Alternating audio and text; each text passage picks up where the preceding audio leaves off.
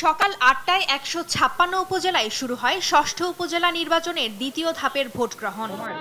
রাজশাহীর দুর্গাপুরে গোপালপুর সরকারি প্রাথমিক বিদ্যালয়ে ২ চেয়ারম্যান প্রার্থীর সমর্থকদের মধ্যে সংঘর্ষে ৪ জন আহত হয়েছেন। পরে পুলিশ এসে পরিস্থিতি নিয়ন্ত্রণে আনে। পিরোজপুরে উৎসবমুখর পরিবেশে চলছে ভোট গ্রহণ। বৃদ্ধ থেকে তরুণ ভোটাররা সকাল ৮টা থেকে লাইনে দাঁড়িয়ে ভোট দেন। সুষ্ঠু ও শান্তিপূর্ণ নির্বাচন নিশ্চিতে নির্বাহী ম্যাজিস্ট্রেটের পাশাপাশি নিরাপত্তা দেয় র্যাব, পুলিশ, আনসার ও বিজিবি সদস্যরা। গাজীপুরের কালিয়াকৈর ও শ্রীপুর উপজেলায় শান্তিপূর্ণ পরিবেশে চলে ভোট গ্রহণ। সকাল ৮টা থেকে বিভিন্ন কেন্দ্রে শুরু হয় ভোট গ্রহণ, তবে ভোটারদের উপস্থিতি অনেকটাই কম।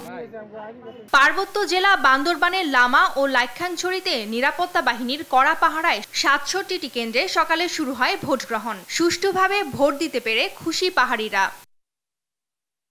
ভোলায় ৫ স্তরের নিরাপত্তার মধ্য দিয়ে ভোলা সদর, দৌলত খান ও বোরহানউদ্দিন উপজেলায় শান্তিপূর্ণ পরিবেশে ভোটাধিকার প্রয়োগ করতে দেখা যায় স্থানীয়দের। কেন্দ্রের পরিবেশ নিয়ে সন্তোষ প্রকাশ করেন ভোটাররা। ভোট দিতে আসছি, খুব সুন্দর লাগতেছে, পরিবেশ ভালো।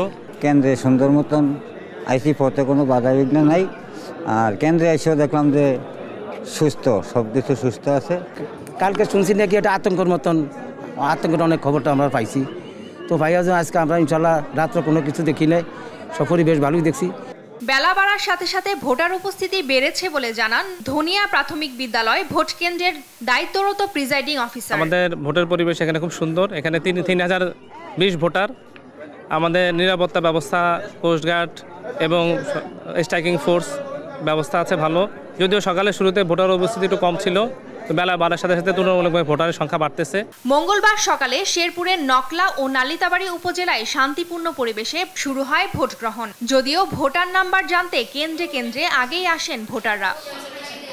সকাল ৮টা থেকে শুরু হওয়া এ ভোট গ্রহণ চলবে বিকেল ৪টা পর্যন্ত। টুম্পা আফরোজ, নিউজ ডেস্ক, দেশ টিভি।